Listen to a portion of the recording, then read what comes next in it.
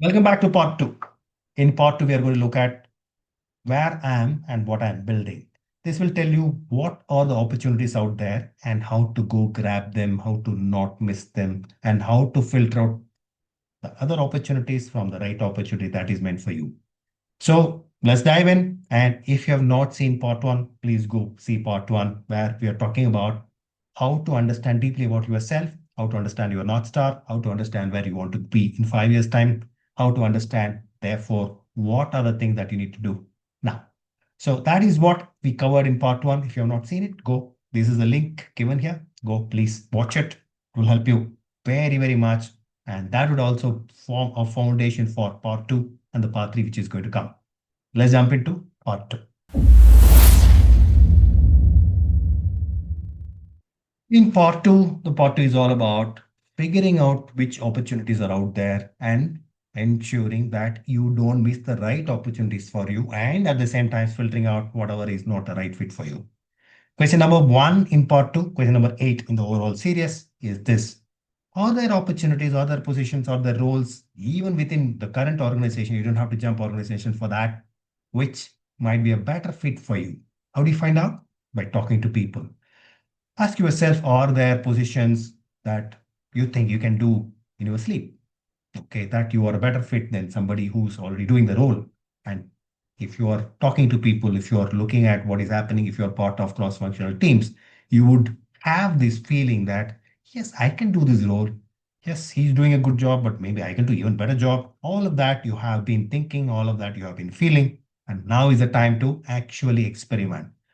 Go talk to people where which role that you have secretly admired, this role that you thought you can do in your sleep itself, and that you might be a better fit. Go talk to them. What are the opportunities for you? What are the challenges in this role? What are the things that keep them awake? So, when you understand by talking to people who are already playing the role, you will understand a lot more about the role, formally about the role, than just looking from outside and admiring or thinking that you are a better fit. When you get to know that, time to act, you will know what to do. But start with this question.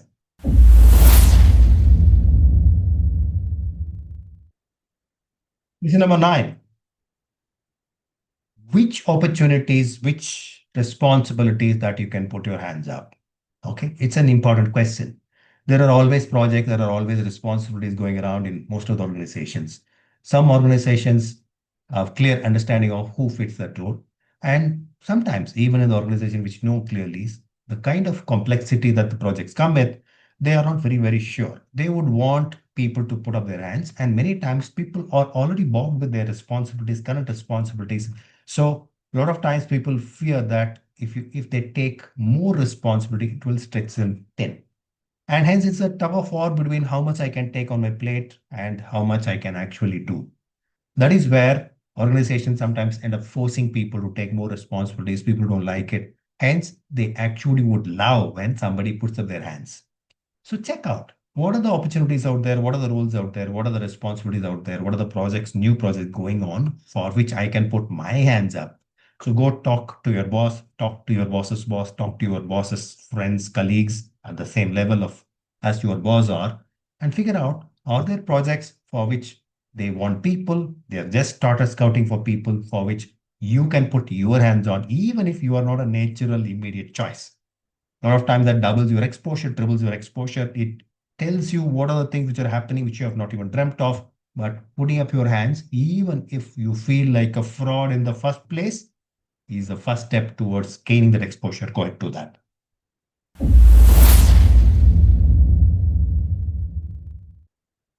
Question number 10. How can I expand my influence beyond my current team? A lot of times we stay within our small teams, we stay within our small groups and don't really look beyond that. We may do it if somebody is asking us to do, we may help out, but that is by the way help. That's not a thought through, structured, formal way of progressing in your career, which is exactly what I'm advocating you to do. So think about which groups you can go help on a formal basis, consistent basis. Think about which other groups are existing in your organization where your help can be appreciated. Figure out, go talk to people, figure out, go talk and find out about projects, find about groups. and start extending help. It could be a help in terms of executing the project. It could be help in terms of understanding the data. It could be help in terms of just talking out and becoming a bouncing board. Any of this would help them to find you and you to find more dimensions about yourself, more dimensions about existing opportunities in your organization. Do that without fail.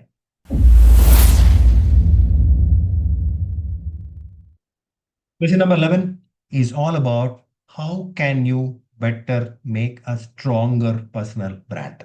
What would make you do that? A personal brand is all about what people talk about you, tell about you, describe you when you are not in the room.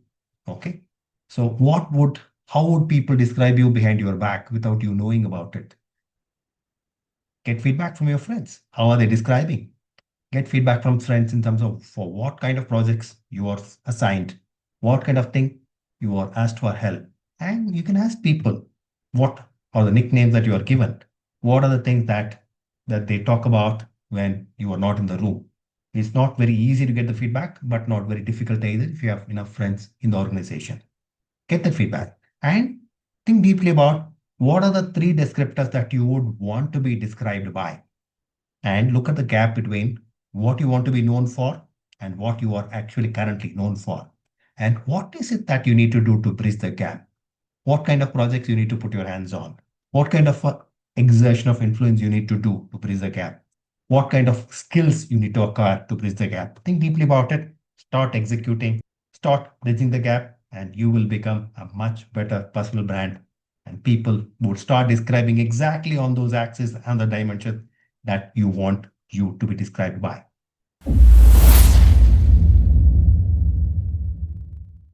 Next question to think about is how do I expand my professional network outside my current company?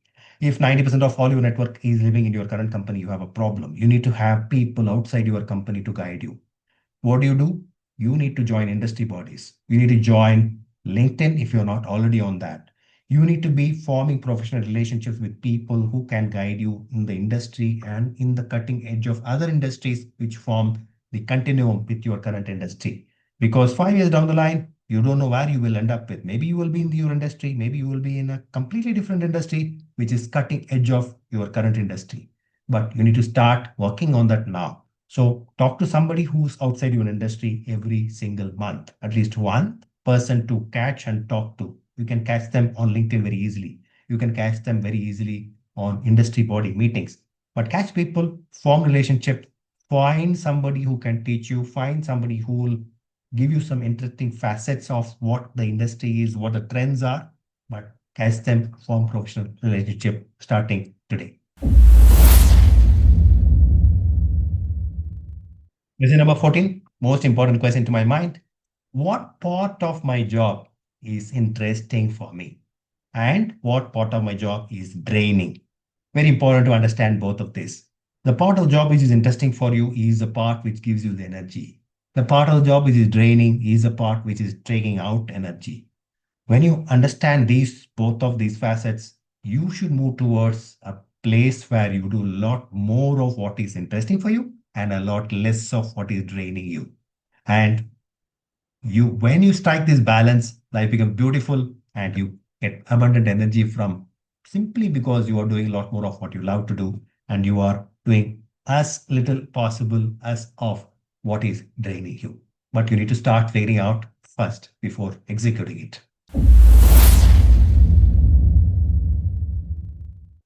This completes part two. In part two, we understood deeply about what are the opportunities available either within the organization or outside the organization, which you can go grab.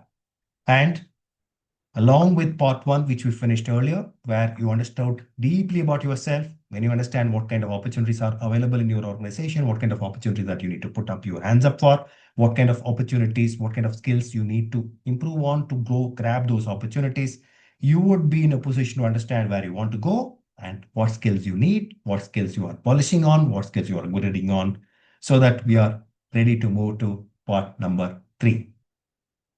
Don't miss out on watching part number 3.